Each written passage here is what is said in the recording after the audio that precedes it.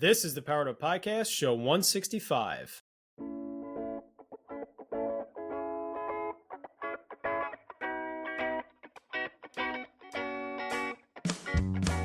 Welcome to a real-world education with insight and advice from teachers in the game, where current and former educators reveal what truly sets apart the great teachers and what it takes to make a positive impact on students. Whether you're in pre-service learning, new to the game, or a seasoned veteran, this is the show for you. You'll leave feeling inspired to take action because we are powering education by empowering you.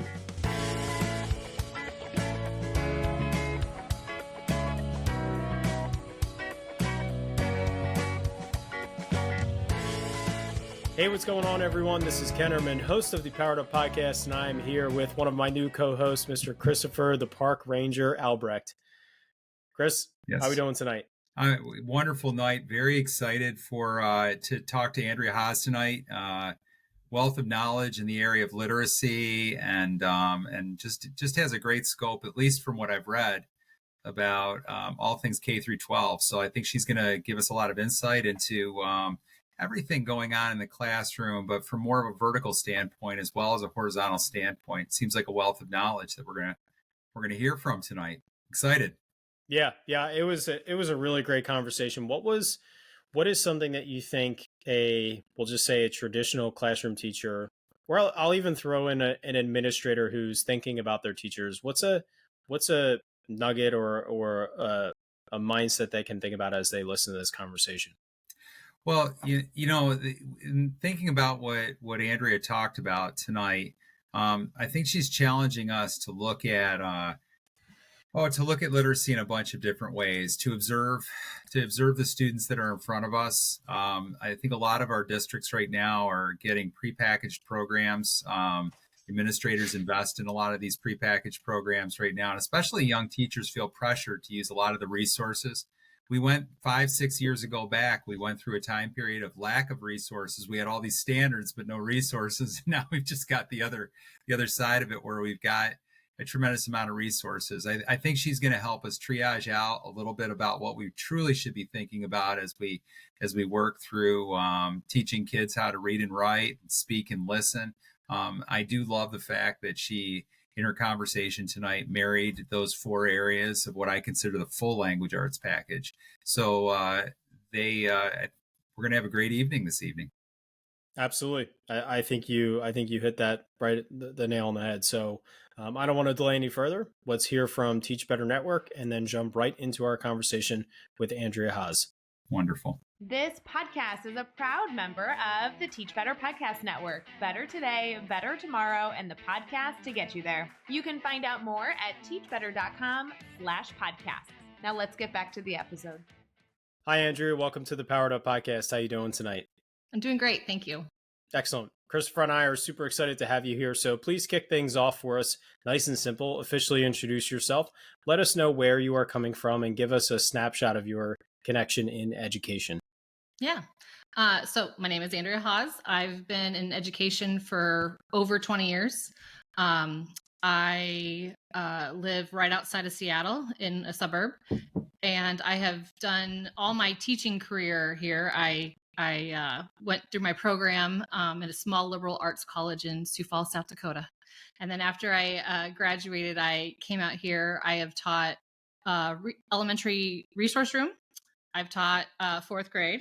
I've taught 2nd grade, and I've taught 1st grade. And those were integrated classrooms that were both half SPED and special ed and gen ed classrooms. And then I had my daughter, my first kid, 10 years ago, and I transitioned to being what we call out here a teacher on special assignment. Some people know that term is familiar, and some people don't. But basically, I supported teachers in the classroom by providing professional development on mostly literacy, but also a little bit of math and science. And then that position went away. And I, for the last several years, I mentored 1st and 2nd year teachers in our induction program. And then now, what I'm doing now is I have started my own literacy coaching and consulting business called Elm Tree Education. So that's where I am at now. Excellent. Thank you so much. as you transition from elementary grade level to grade level and then into your your coaching positions, what did you find was a common tie that connected you year to year, position to position, that didn't change in the way you approached teaching, the way you approached your students' learning, or your relationships with students? What was that common thread that no matter what the position was, who the population of students and or teachers you were working with, this common thread that just sustained a positive trajectory of success throughout your career? Mm-hmm. Yeah, when you said relationships, that was the first thought that came to my mind, because really, no matter what level of teacher student that you're working with, if you're not starting with relationships first, then you're not you're just not going to get as effective. It's not going to be as effective. When I'm working with a second grader, I want to make sure that I am getting them, like, understanding who they are, not just in the classroom, but outside of the classroom. What are they interested in? What's their view on who they are as a learner, all those things. And you do that all the way through. And it's the same thing with adults. You need to know what they're motivated by, why did they come to this profession, just a little bit more of their background story. Otherwise, if you don't have that trust, it's very hard to mentor or coach anybody to do anything, because they don't, it can be very vulnerable for people. So they want to make sure that they have somebody that they know that they can trust and really knows who they are and sees them, the whole of them, not just them as a teacher. So looking at, you talk about this idea of building trust and working it into literacy, which is wonderful. What exactly, so let's just imagine a typical start of a school year. I'm going to go right to first grade, because literacy, first grade has a huge ripple effect. As we look down the continuum. If you have a good first grade experience, it sets you up for a long time. Can you take us through maybe those first couple months and what it looks like for you in terms of teaching in the classroom, and that, those early precious months of first grade, and it's specific to literacy? Yeah. So I think in first grade, especially, they're, depending on their kindergarten experience and also depending on their preschool experience, you're going to have a pretty wide range of students in your classroom, just like you do for any grade. But, in some places, you don't have to technically put your kid into school for kindergarten, or you may have chosen to keep your kid in like a private kindergarten because they were doing like preschool programs and then they had a private experience, and then now they've got to transition out because that early childhood center only goes up to kindergarten, those kinds of things. And so I think the first thing that you need to just be aware of, I feel like, for first grade is when they're coming in, they're still they're babies. They're still, they again, depending on what their kindergarten and preschool experience was, some of that stuff of just like expecting that a kid is going to be able to just like sit still for more than 5 minutes and at the first few weeks of school is really unreasonable. You need to make sure things are moving all the time. So what I like to do is to do, some fun get to know you games, but things that move them around the classroom and not just, sitting and talking. And I also want them to keep talking to each other and not just be building the relationships with me, but with each other.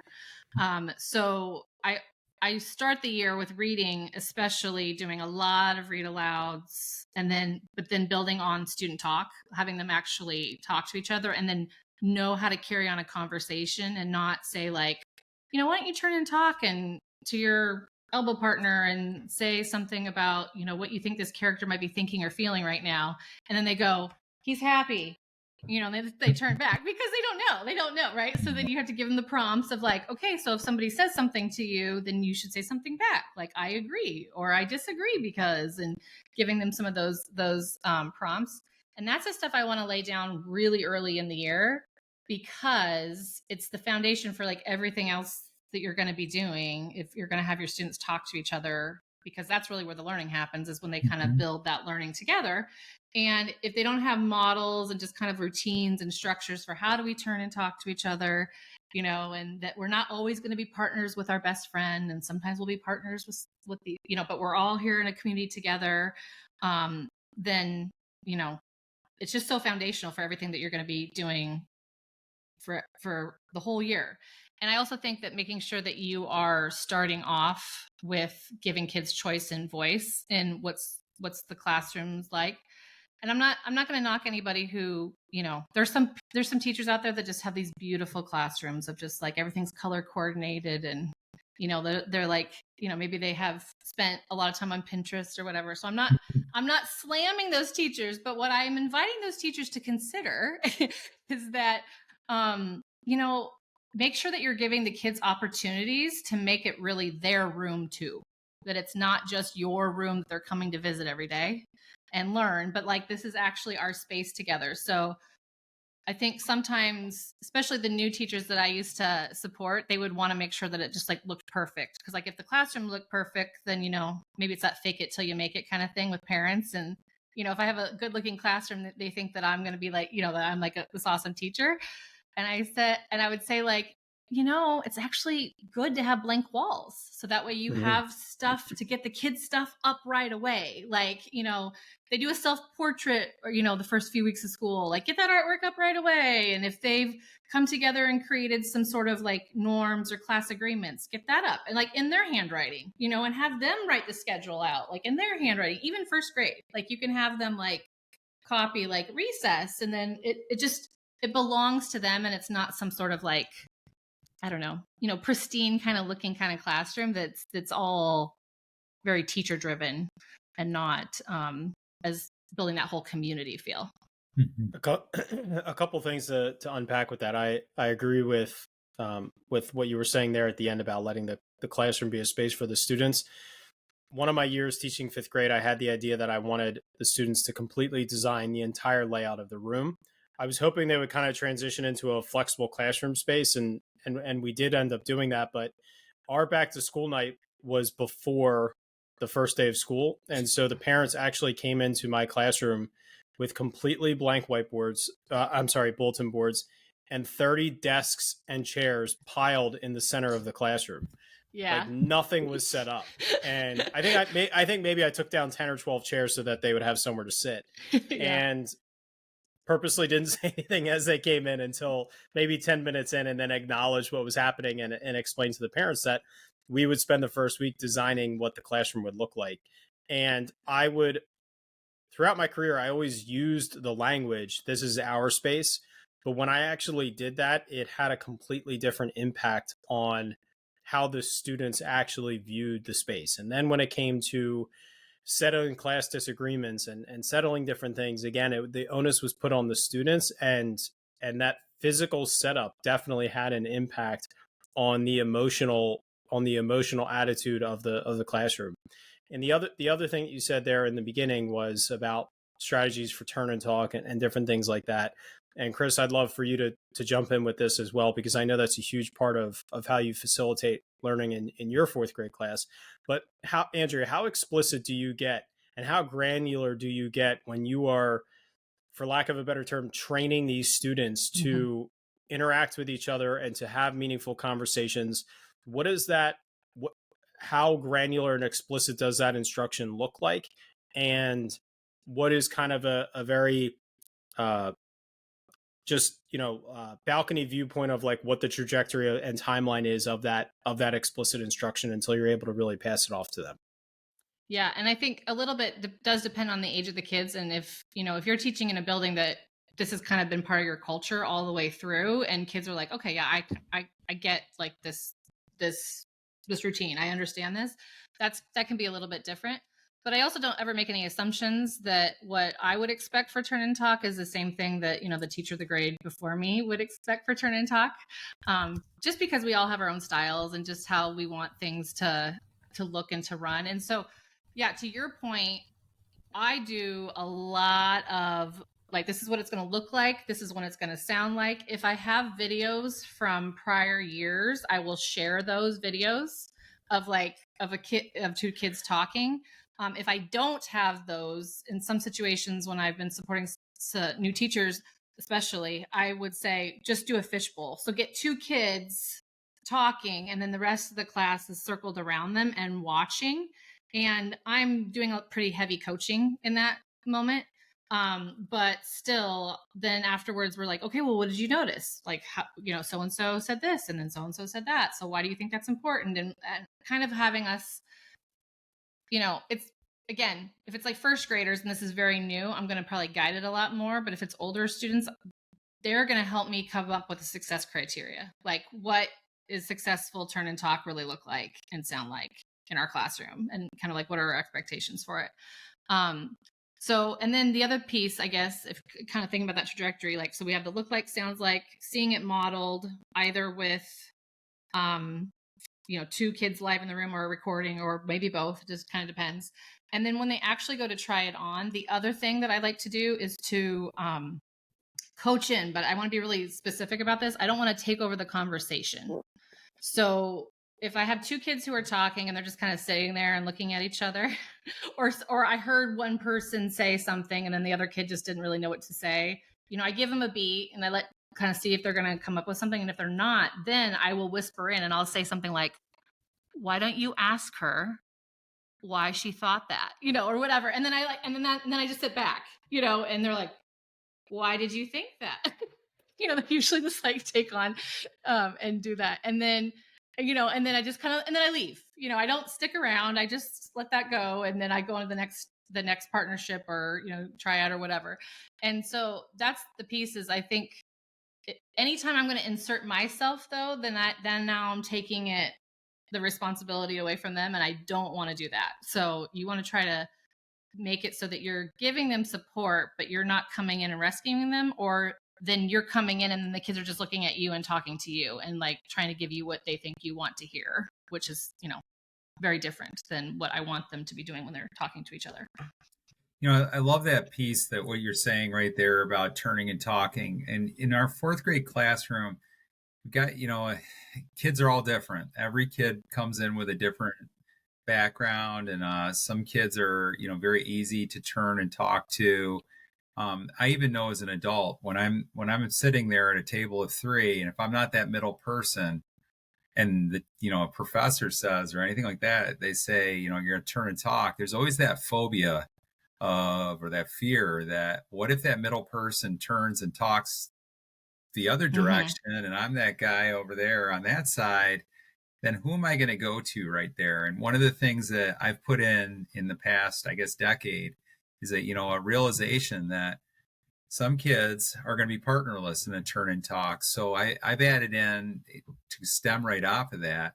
Once you turn and talk and identify that partner, find that other, look around you and make sure that everybody is cared for, that we're an all for one and one for all class, that there isn't anybody left behind. And if it's acceptable to find a group of 3, then you allow that person to come into your partnership right there in that discussion. So I found that a very important part, because I think what you're building on right there is not just literacy and talking about that, but you're building on a very positive classroom culture where you really are eliminating a lot of the problems that miscommunication happens. So you're getting them to communicate early. I'm sure that reduces a lot of, at least for me, it reduces a lot of our classroom behavior problems, because kids organically are talking to each other. So, something, Andrea, you mentioned, younger teachers, they come in and they want that classroom all beautiful and all ready. I think you stemmed on something that I'd love to hear what you have to say about it. Teacher preparation programs. I've mentored 21. I'm on my 21st student teacher right now, and I've loved every one of them, because each one of them brings something new to the table. But I'd like you to give your perfect vision. I do see what you're saying right there. They come in with these ideal theoretical thoughts. How do you see teacher prep right now? You're in a consulting position right now, so it's not just consulting with schools. I would assume consulting possibly with even teacher preparation programs. How do you see like teacher prep, where it's going right now, and where we could maybe enhance it a little bit to be more prepared in teaching literacy and teaching these teachers to hit the ground running? You're not going to know everything in year 1, but know a little more than just nothing in year 1 too. How would you respond to that? What would you love to see in an ideal world? This is perfect. This is one of my passionate, this is my why, because I had the privilege of teaching pre-service teachers about I did 2 different courses for the local college, the teacher preparation program here. And so I actually got to see what that program, who we hired many of those teachers, and I was doing it adjunct, as an adjunct, but I was also still mentoring new teachers. So what would kind of be interesting is sometimes I would have them in a course and then I would end up mentoring them when they got hired, which was actually really kind of cool.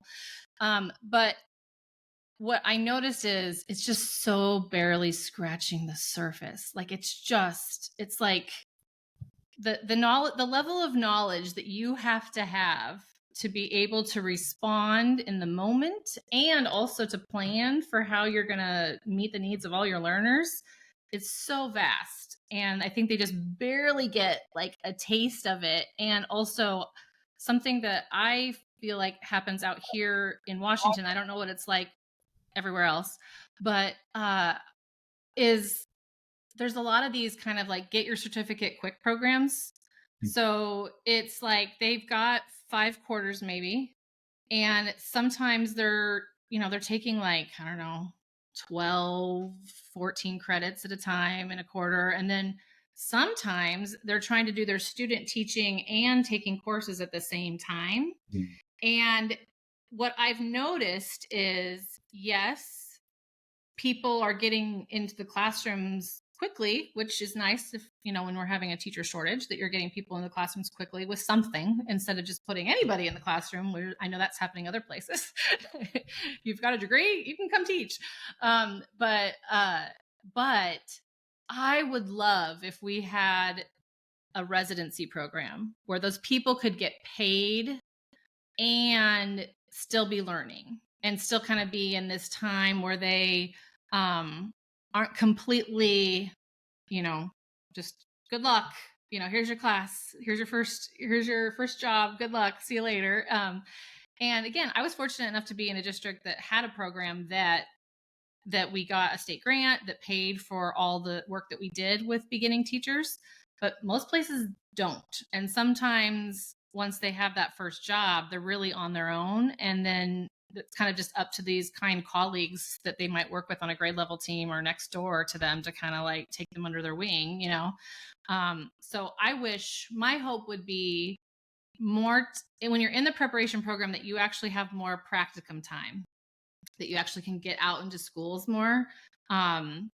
Because I think if you're not actually like learning it and then applying it right away, I feel like it just goes so out your head. And the amount of coursework that those students were doing at the local program that I was teaching for is just so much. I just felt like it was just like, it's too much, too fast, the fire hose. They weren't able to take it in. So I would like more practicum, and I'd like a residency, because I just think that they need a little more before we're letting them go. How would that residency look different than student teaching? They'd get paid. You would get paid. Okay. Would it be longer? I mean, we here in New York, we're a 14-week student teaching experience is kind of the average. It used to be 2 7-weekers, but we now have such a few number of teachers that want to take that risk, because it's high stakes testing has changed things a little bit. So teachers don't want to take on that risk of going backwards with a student teacher in the room. So the 7 weeks has now turned into a 14-week extension. They would get paid for that 14 weeks, or are you looking for a longer amount of time, or what are you thinking? Well, because ideally, what I would think is, if you are in a residency, just like similar to like the medical profession, like they have different experiences. They're not just going to like, okay, I know I really want to do cardiology, so like that's all I'm going to do. They still do other, disciplines within medicine. And I think wouldn't it be amazing, like the power of if I knew I probably wanted to teach 4th grade, but that's kind of probably my wheelhouse, maybe not the little kids, but yet I still had an experience where I was in that classroom, then I could finally see the trajectory of like, how does the learning go from here to here?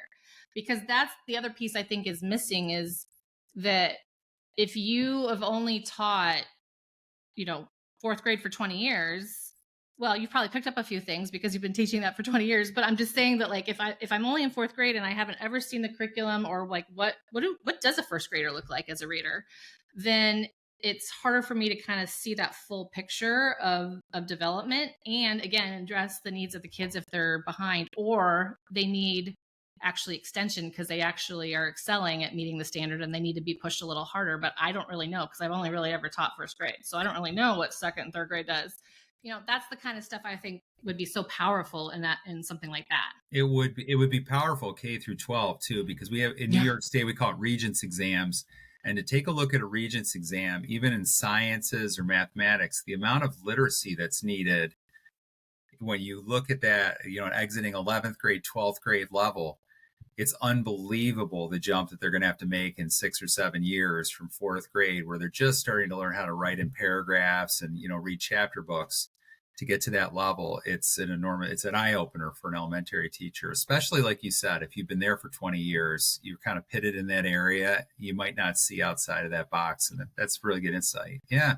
Well, I'm going to layer a couple things into here as well, but thinking about an ideal situation with the possibility of residency, what does a student teacher learn, accomplish, and experience in 14 weeks, right? We still know that they're going to get a job and their first year is going to be complete survival mode. And then hopefully the second year is not, right? That's a successful start to a teaching career.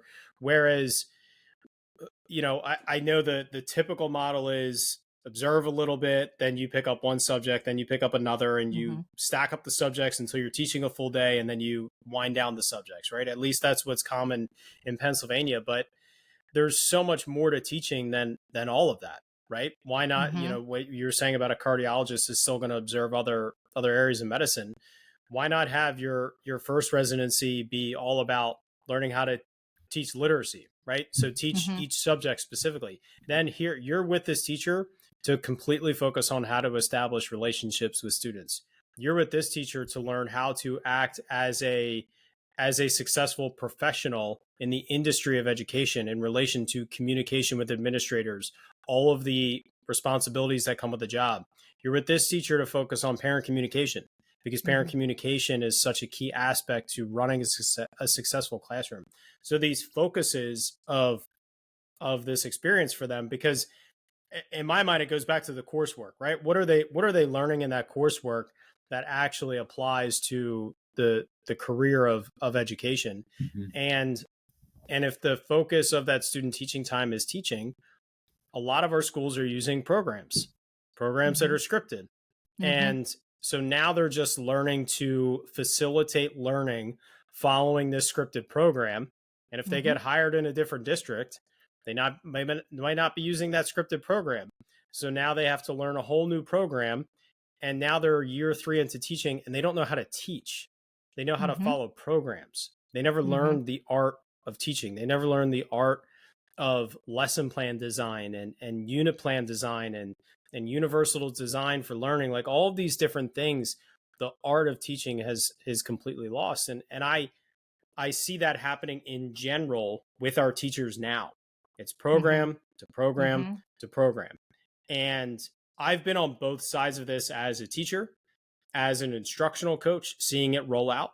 I'm now in an interim principal position, so I see it from a different lens, and I see it from my own opinion. I came into education very opinionated against scripted programs because I believed that I could look at the program and design learning for my students to match what their needs are. But now I've also seen the need for teachers to adopt the program as it's intended so that you can see what the writers and the designers had intended, so you can see the positive aspects of that program, and then maybe there's a balance in between. But I would love your opinion, Andrea. I'm sure you've experienced, because literacy is a big one when it comes to programs. I'm sure you've experienced the gamut of programs, and I guess we could take that 1,000 directions. So I guess what I would like to hear first is, if I am a teacher in year 2 of a scripted program and I'm a good teacher, right? How can I look at this program as an asset and still maintain my integrity as a teacher? Ooh, this is a bit, again, you guys are just like hitting on my passion points here, because this is what it gets me going. Because you're right, literacy has been it's taken quite a journey as of late. And with state mandates, and I mean, especially, you guys on the East Coast, you've got some neighboring states that have a lot going on right now. So I understand that if the teacher preparation program isn't, as you said, isn't gonna get them ready, because they student taught and then they did this program here, and then now when they go here, they're just gonna do this program here.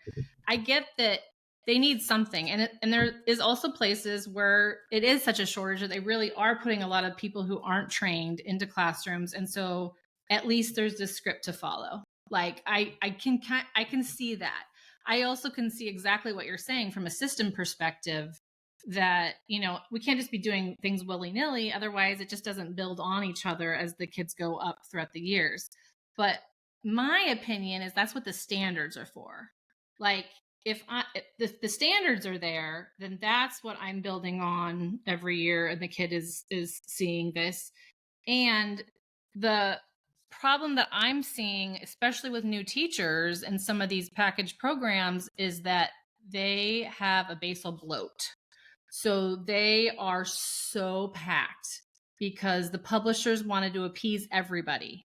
And like this district over here really wants computer something or other, like computer adaptive testing or something. And this district over here, they need decodable books. And this group over here, they really are concerned about grammar, that they haven't done anything about grammar. And this could, or whatever. I'm just saying, throwing all these things out because it's true that there are programs, and I will not put any specific publishers or programs under the bus right now, but I will say that there definitely are programs that I feel like are actually making our teachers less effective because they're so overwhelmed, and there's no way you could ever, like, even if you took every other subject out, like you couldn't teach all this stuff in a day, like, because it's too much stuff.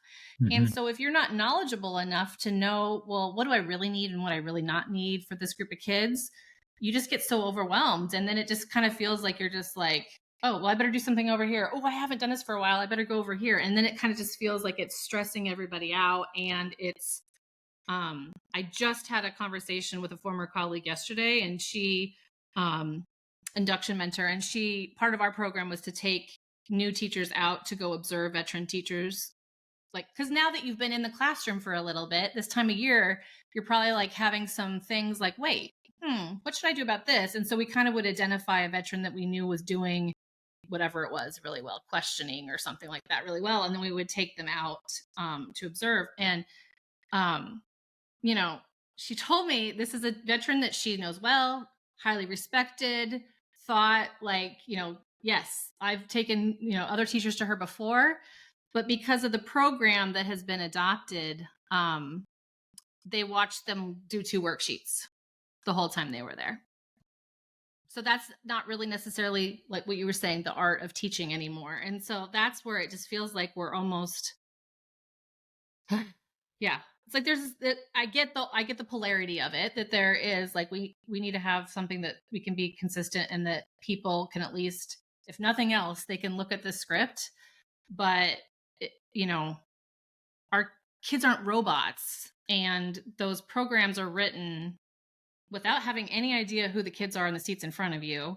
And they're very much back to teaching to the middle, which I thought we'd already kind of figured out didn't work, but yet here we are again.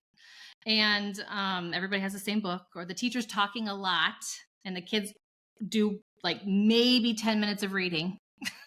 Like there's like a lot of that I just feel like is so problematic. And I could talk about this for hours because I really do feel very passionate about this one. But I hope that got to what you were asking, Ken. I hope that was kind of, I got there somewhere. Is there a program that works? I don't think so, because I don't think there's any silver bullet. Like you would have to, I don't know how you could, because again, like every year you're going to have a different group of kids, different needs. I mean, sometimes there's some similarities from year to year, but like, I think that if you could get a group of teachers together and like say like, okay, well, we need this. We could just take this one little piece from here, and we could take this one little piece from there, and like create our own curriculum, then that would be much more powerful. And I also think something that I know we kind of moved away from, and then now this is kind of back in the conversation, is about building knowledge. If there was a way to make sure that what we're doing in science and social studies is really tied into what we're doing in reading and writing, and it's really integrated, we would save so much time in our day.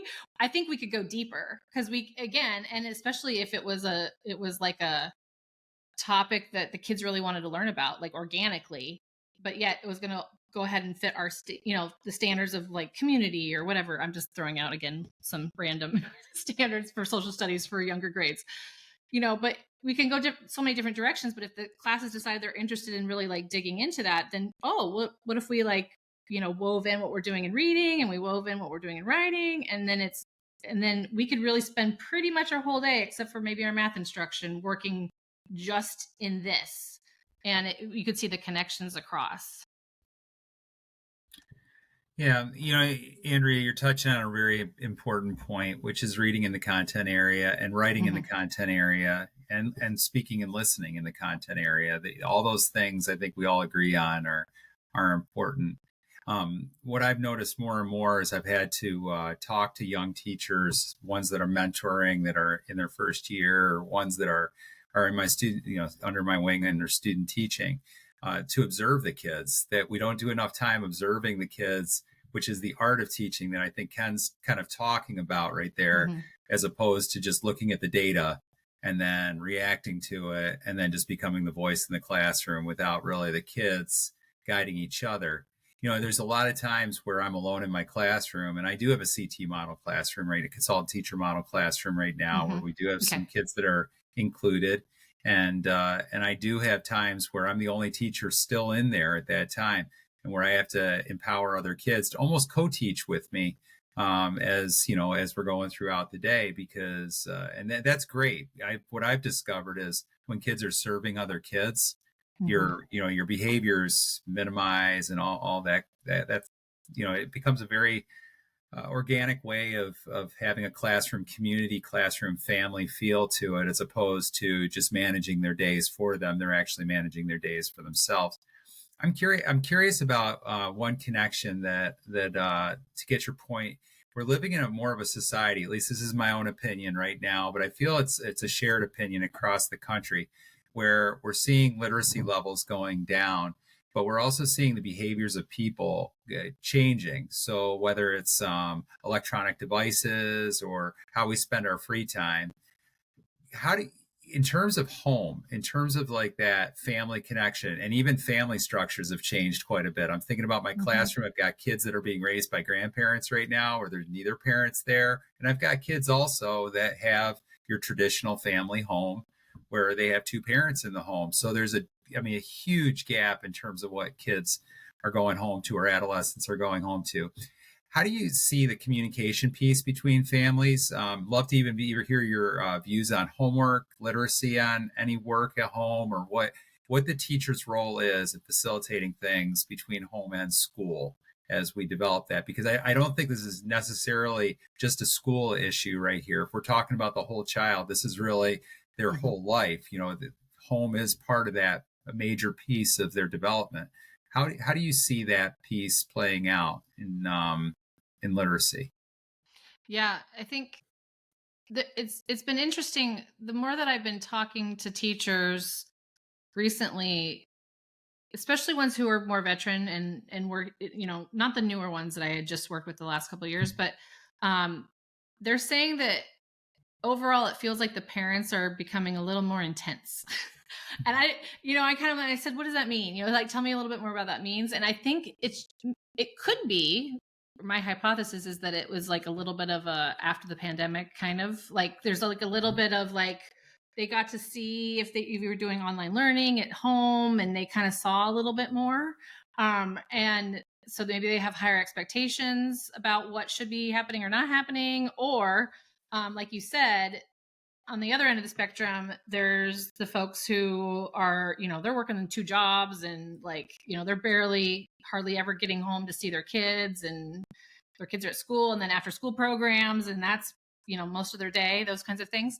So I do feel like it runs the gamut, but I think one thing that is important, is to give the parents an idea of what they could be doing at home. And then kind of saying, like, here's what the research is saying, we need to have the volume of reading be, whatever. This is why we're asking you to read at home.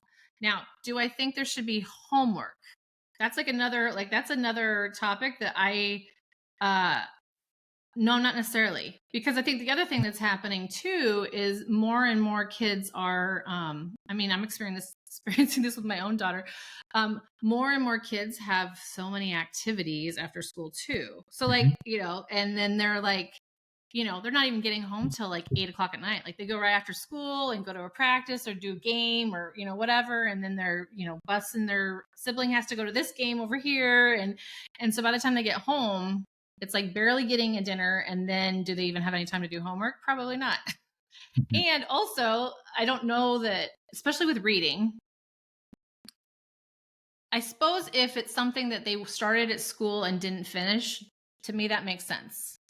But I think the former practice of reading logs that some folks maybe still do or have done before, I'm not sure.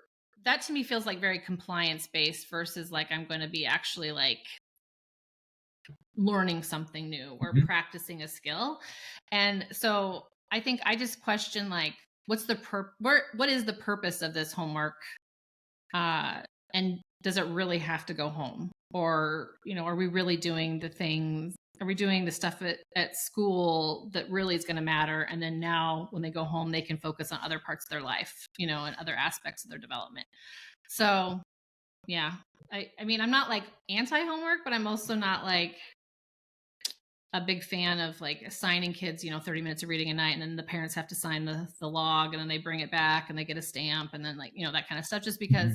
And I'll say I used to do that when I was in the classroom. I used to do a reading log because that's what I thought you were supposed to do, and now I'm kind of but why? Why did I do that? I just did it because I thought you were supposed to. I didn't really ever have a reason to back up the purpose of it. And so, the things that you'd go back and change if what you know now versus what you knew when you were beginning, for sure.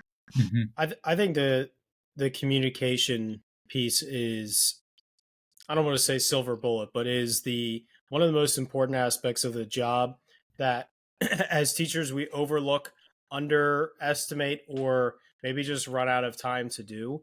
But the way, the style, the timing, and the frequency in which you communicate with parents, I think is incredibly important for supporting our students, supporting ourselves, and supporting the parents, right? Letting them, like you said, Andrea, letting them know what they can do at home, how they can help their children, what are strategies they can use, what are resources they can use, and to make it in a way that is accessible to them and easy for them. And that boils up to the administrative level as well. The communication that's coming out of the principal's office needs to be highly effective and needs to be highly organized. And teachers need one place to go to for information. Parents need one place to go to for information. It doesn't mean you can't use multiple avenues of social media and email and text and different things, but it has to be centralized for parents. Teachers need to see that from the administrative level, and then teachers need to utilize that in the same capacity. In our school districts, teachers have email. We use Seesaw as a digital portfolio for students, and teachers use that for communication as well. And I like to encourage teachers, set the expectations for where communication happens and how it happens with parents. When I was in the classroom, we didn't have Seesaw, but I used a classroom Facebook page. And I told my parents, Facebook is fun, email is business. I will never post anything that you have to know in Facebook, but that's where all the pictures are. That's where the videos are. That's where the fun things that I'm capturing in the classroom are. If you want to see what the classroom looks like, go to Facebook. If you want to know what you're supposed to be doing, how you're supposed to be helping your students, or what they're supposed to be turning in, you'll get a weekly email with that information. Bolded, no fluff, nothing. I didn't put any positive messages in there. It was, here's what you need to know. And it was 2 avenues and they knew where to go. Did every parent check it? Probably not. But it was clear and it was set. And I'm not saying that that is the right way, but I think the right way is setting that expectation and being upfront about that and how you're going to communicate and where you're going to communicate from, because then you can get the parents to support you a little bit more.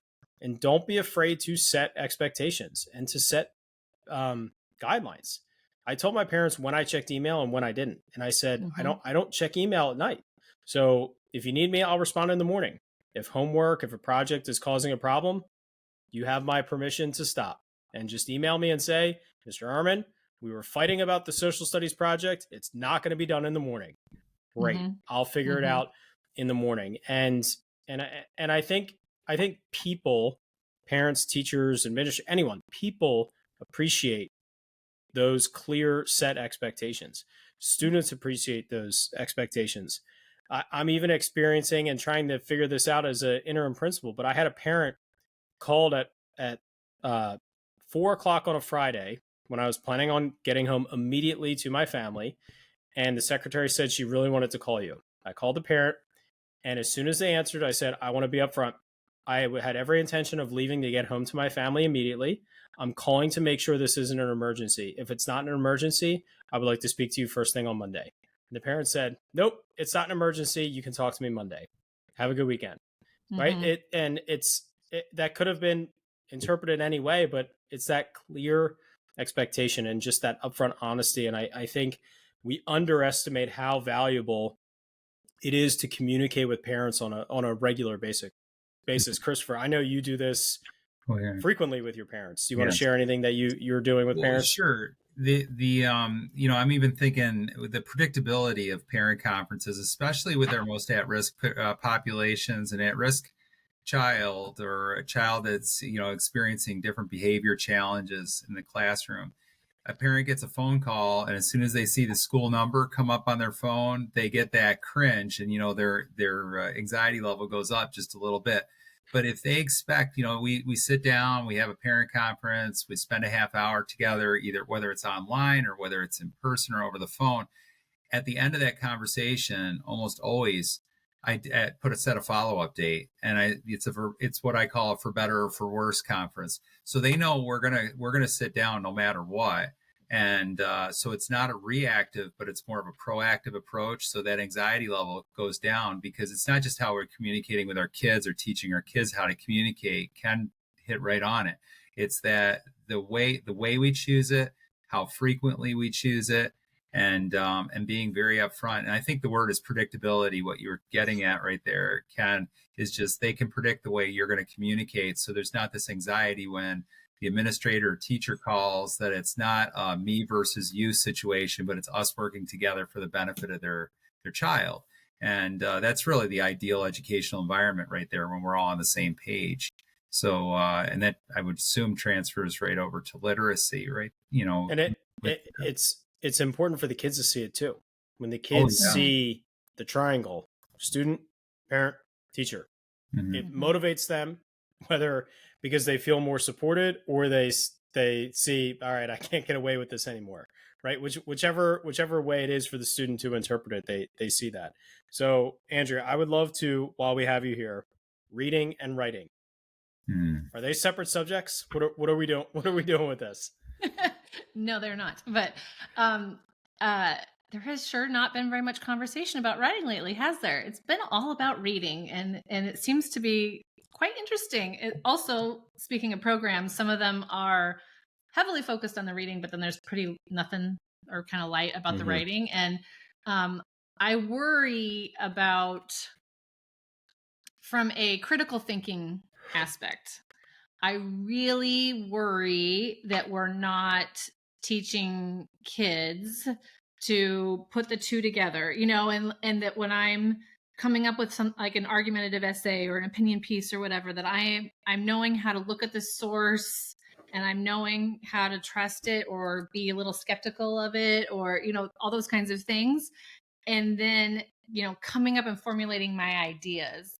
I'm not going to go down an AI rabbit hole, but I think that is also going to be something that's going to be coming up pretty clearly, is that if if kids are really leaning on AI to do their writing for them, again, for better or worse, it's here, but we're not teaching them how to use it critically, then, our kids going to be coming to us, up the grades eventually, once they get up to high school, and they won't even really know how to come up with their own argument or their own perception or whatever. And so, yeah, and they're just reciprocal. I think the other bit too is, if we're thinking about the littles, like the really, K1, 2, there's so much work that you can do to help them with those beginning reading skills by having them do writing. Like, so if you're asking them to hear consonant, vowel, consonant sounds in a word, and you're working on some of that stuff, don't have them just go to read those words, but have them go to write those words, and then they're getting that practice. So yeah, I think coming back to that kind of that idea of like integrating things, like they're just not siloed, because it's just the same, it's just two sides of the coin, really, for literacy. Andrea, you reminded me of a kind of a thought that I years ago worked with Lucy Calkins, and she always said writing led to reading, and a lot of people teach reading to lead to writing. And the way we talked about it in private is, it's almost like entering an art gallery. How do you know, if you know nothing about art, how do you know what the master painter has done in that art gallery? Well, you really don't. How do you know when you're reading really good books? Well, you really don't until you've written it yourself and you've gone through, whether it's metaphorical writing or whether it's high level vocabulary, where it's voice, all those areas. How do you know that until you've tried writing it yourself? So it's almost like you've got to give it a go once and see how heavy it is, or how hard it is, or how difficult it is to write at a certain level. And then all of a sudden you're identifying it in what you read, and you can appreciate what you read just as much. So I like that approach of marrying the two together. I tend to go with writing before reading. I've noticed my reading levels go up when I do more writing. Ken, you hit the nail on the head right now. We're in an era right now that writing has taken a good hit. We're doing a lot of reading, but we're not doing as much writing. And I think we're doing a little bit of a disservice right there when we do that, because there's so much to learn about reading. And reading comes alive when you know how to write it. Yeah. How would you, as we kind of wind down here towards our exit ticket, Andrea, how would you encourage a teacher to help them feel empowered to give the students enough time to read and enough time to write? Because that can be one of the biggest challenges as a teacher, is we need the students to actually read, to learn their reading skills, right? We need students to actually have time to write, to apply their writing skills. How can I feel as a teacher I'm using my time effectively while giving my classroom full of students time to read independently and write independently? So I think it comes down to, again, that idea of like, how much time are you talking and how much time are they actually actively working? And, there's a phrase that I got from one of my colleagues, is like, the one, and I can't remember now who they got it from, but, the one who's doing the work is doing the thinking, or the one who's doing the talking is doing the learning, those kinds of phrases. And it's totally true. And I think that, if you are a beginning teacher and you're handed a curriculum that's very like, as you look at it, you're like, wait, where do the kids do anything? And I'm like looking through here, then I would encourage you to don't do this alone, because I think that's also the other part, is like, this stuff should be done in community with other teachers. But try to figure out, where can you, cut out some of the stuff that is not going to be necessary. If they really truly say this unit is on point of view or whatever, I'm just, again, throwing things out. But then but yet they also kind of like deviate, and they start talking about character traits, or, something else. Like, well, is this really the time that I should be focusing on it? Or not really? Probably not. Let's throw that out. Like, distill it down to like the most basic, like, teaching point or objective or learning intention, whatever language you like to use. And then, figure out the ways that you can keep your time that you're talking at a minimum. I think that, speaking of Lucy Calkins, I know that, like, balanced literacy's got a bad name, and we can't say those words anymore, and all of this stuff. But what was right about that was that methodology is that if you think of the whole pie of your instructions, so little of it was you teaching. It was so much more on the kids working. And then, you might be pulling small groups to be giving support while the other kids are reading independently or writing independently. But so much more of the time was them actually in it. And so if you can kind of get yourself back there a little bit more, and again, it's probably very controversial for me to even suggest that you would go back to balanced literacy, but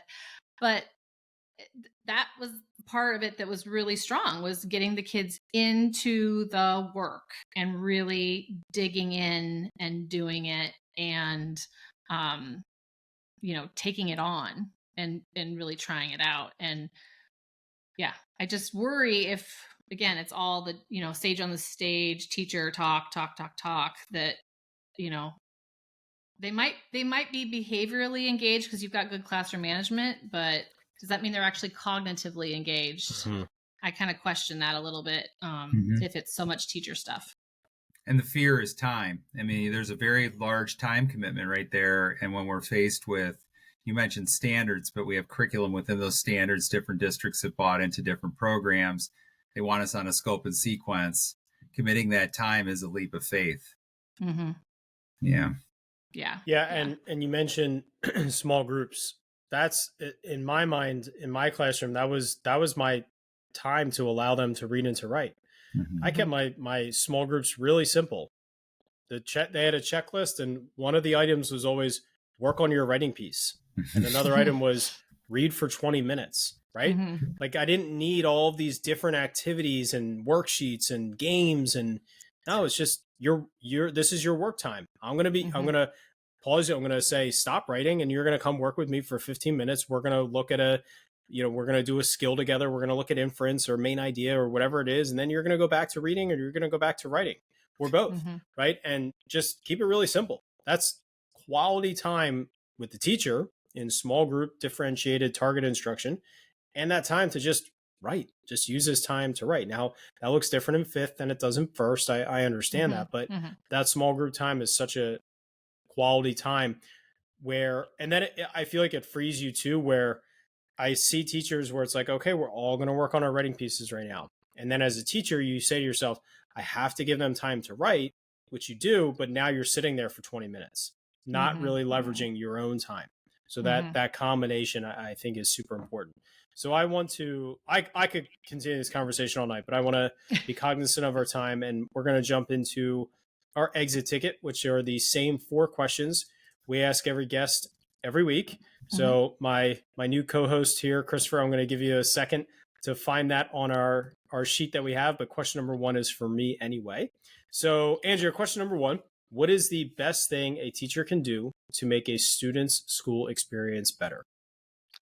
I would say, in addition to that building relationships piece that we started with, is coming at each kid from a strengths mindset versus a deficit mindset. And that can be hard to do because a lot of the language we use in collaboration with other teachers or just, I don't know, in the hallway, even talking about kids, can sometimes be pretty deficit based, and you kind of live in that. When you live in that swamp, then you kind of like start adopting those mindsets. So I think just, again, seeing the whole child and then thinking about how can we build off of their strengths is so powerful versus worrying about what are they not doing, what are they doing and what are they doing well, and how can we keep building on that? Well, you're looking at the rookie mistake of the co-host right now. I don't have the question sheet in front of me, so I'm going to defer this to you. I know my closing line, but I don't necessarily remember all 4 questions. No worries. Do you have our Google Doc open, Chris? What's that? Do you have our Google Doc open? No. Okay, that's fine. No, you go. It's all go. No for worries. it. All right. So Question number 2 here, Andrew. What is the best advice you've ever received, whether it be from a colleague, a supervisor, or even a student? Yeah, I think it is the idea of making sure you're having fun. And I know this is going to sound this is going to sound silly, but both as a teacher and as a presenter of professional development to teachers, sometimes because I feel so passionate about it, I get so serious. And the thing is I'm not actually like, I mean, I think I'm pretty funny. I think I like to joke around and do all those things. And I remember one of the best pieces of advice I got from my supervisor. She's like, Andrea, you're funny, but you don't bring that to your PD, when you're training other teachers. And it's kind of that same thing with kids is like, yeah, we have a lot of work. We have a lot of things to be done. But if you're also not having fun with them, then,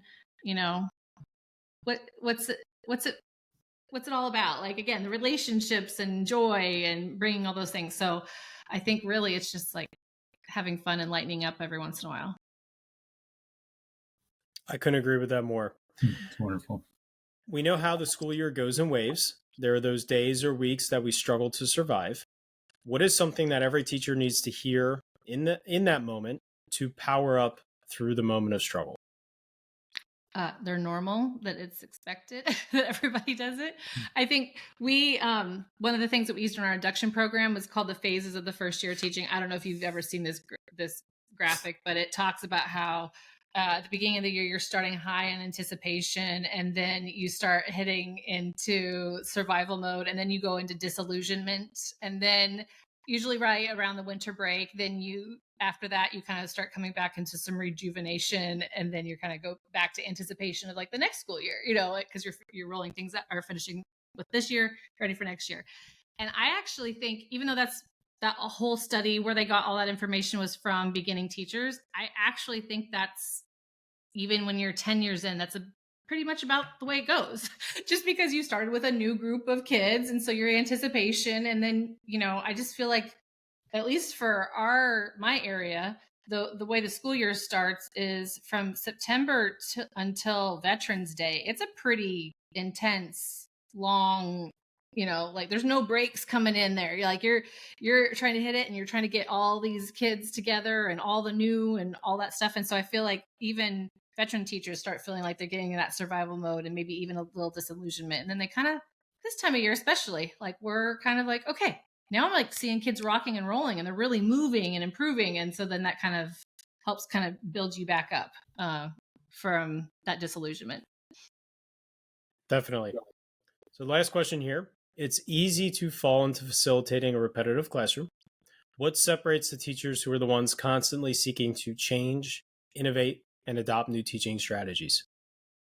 Yeah, I think it's just that whole idea of understanding kind of what I was saying before, that every year is a different group of kids, and that, you really shouldn't be rinsing and repeating, or, plugging and playing, as they like to say.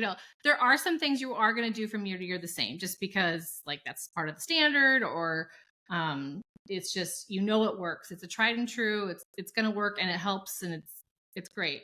But the teachers that are able to not get too emotionally attached to particular activities or particular methodologies and are willing to see things from other perspectives, and to continue to grow and learn, and not just kind of like put their hands up and go, oh, let's the pendulum swing again, and like, talk to me in a couple of years when we're back to doing this again, or, whatever.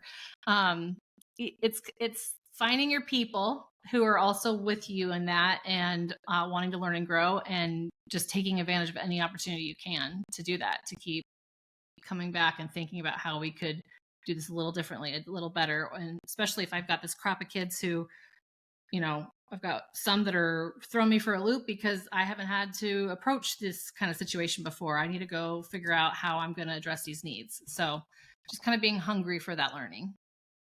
Yeah, I love that growth mindset right there. Hey, I found the Google Doc. There you go. You want to ask? You want to ask that? You want to ask that last one right there? Yes, I do. So this has been a really wonderful session, Andrea. I know you're out in Washington State.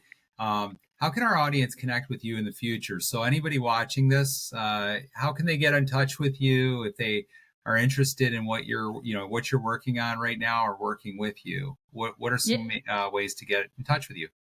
Yeah, so they can go to my website, which is elmtreeed.com. Just watch that one because it's 3 E's in a row, which can kind of get tricky when you're typing. And also they can follow me on Instagram, also elmtreeed. And I've been doing, I've taken my own little sabbatical from posting them lately, but next month I'm getting back into them. I'm doing these things called Lit Bits, and they're on YouTube. And so that channel is Elm Tree Education, because Elm Tree Ed was already taken. But I answer teacher questions that have been submitted in just like 15 minutes. So it's usually like a small topic that I can address quickly. But that way you only are taking like 15 minutes of your day to watch it and learn something about, letter reversals or, what do you think about word study or all those kinds of things? And, I noticed on your website, I did do a little looking at it. There's a wealth of books on that website too, and resources in different areas, from everything from emotional growth to literacy. So I think you've got a nice collection of books there. I've read a few of them myself, and some of them I hadn't heard of. So it's great. That website really is well put together. Okay. Well, are we at that point tonight? Yes, we are. Andrea, we are at that point tonight. Andrea, thank you for coming on the show with Ken and I, and we wish you all the success in the future. You've got a great approach to education. I learned a lot tonight. So as we power down tonight's session, I'm feeling powered up to go in my classroom tomorrow and start thinking about a lot of the things we talked about. And thank you for joining us tonight. Thanks for having me. This was a great conversation. Thank you. Thank you.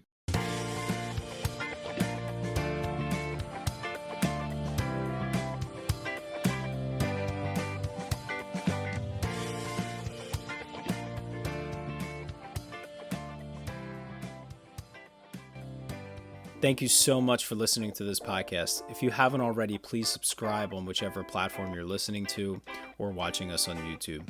Each week, we get to talk to amazing educators who are making a positive impact on the lives of students, their colleagues, administrators, and education as a whole.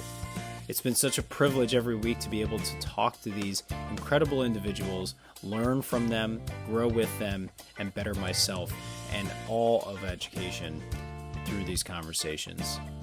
If you haven't already, please consider sharing this with a colleague, someone who can benefit and be powered up from the experience of listening to these incredible conversations. Because of Powered Up, we are powering education by empowering you.